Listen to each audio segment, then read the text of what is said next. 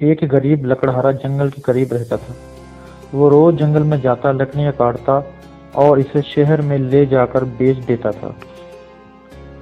وہ اس سوچ کے ساتھ زمین بھی کھودتا تھا کہ کبھی شاید اس میں سے اسے خزانہ مل جائے اور اس کی زندگی سنور جائے۔ اسی امید کے ساتھ وہ روزانہ اپنے ساتھ جنگل میں بیلچہ اور کلہاڑی بھی لے کر جاتا۔ ایک دن خزانے کی تلاش میں زمین کھودنے لگا۔ اچانک اسے ایک بہت بڑی دیگ نظر آئی۔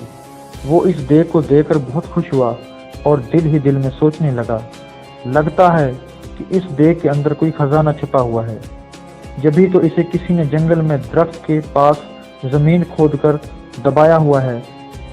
وہ خوشی خوشی دیگ کی طرف بڑھا تاکہ اس کے اندر ہاتھ ڈال کر خزانے کو دیکھ سکے۔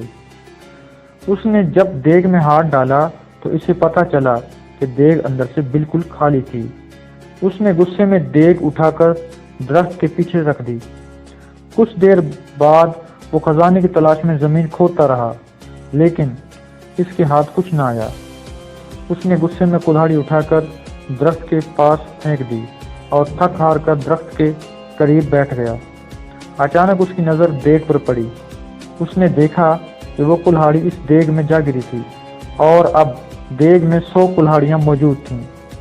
وہ ان کلہاڑیوں کو دیکھ کر بہت حیران ہوا، ساتھ ہی اسے یہ بھی سمجھ میں آ گیا کہ یہ دیگ کوئی عام سی دیگ نہیں ہے، بلکہ یہ کوئی جادوئی دیگ ہے۔ جبھی تو اس کی ایک کلہاڑی 100 میں تبدیل ہو گئی ہے۔ وہ خوشی خوشی اس دیگ کو اٹھا کر گھر میں لے آیا۔ لکڑہارے نے اس دیگ کو ایک کمرے میں چھپا دیا۔ رات کے وقت اس نے جادوئی دیگ کو دوبارہ آزمانے کے لیے اس میں آم ڈالا۔ تھوڑی دیر بعد اس نے دیکھا تو دیگ میں 100 آم موجود تھے۔ اب تو اس کا یقین پختہ ہو گیا کہ یہ واقعی کوئی جادوئی دیگ ہے۔ وہ اس دیگ سے سونے کے سکے وغیرہ نکال کر انہیں بیچتا رہا اور امیر ہو گیا۔ امیر ہونے کے بعد وہ دوسرے غریبوں کی مدد کرتا تھا۔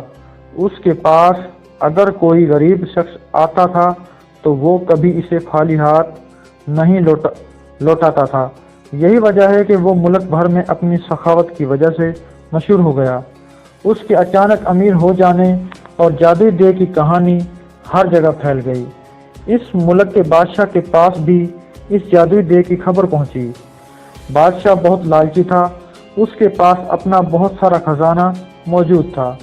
اس کے باوجود اسے مزید خزانے کی ہوس تھی۔ اس نے سوچا کہ یہ دیگ اگر اسے مل جائے تو اس کے خزانے میں مزید اضافہ ہو جائے گا۔ اس سوچ کے ساتھ بادشاہ نے حکم دیا کہ لکڑہارے اور اس کی دیگ کو محل میں لایا جائے۔ خادم گئے اور بادشاہ کے حکم کی تکمیل کی اور لکڑہارے کو دیگ سمیت پکڑ کر محل میں لے آئے۔ لکڑہارے سے بادشاہ نے وہ دیگ لے لی اور اس کا معائنہ کرنے لگا۔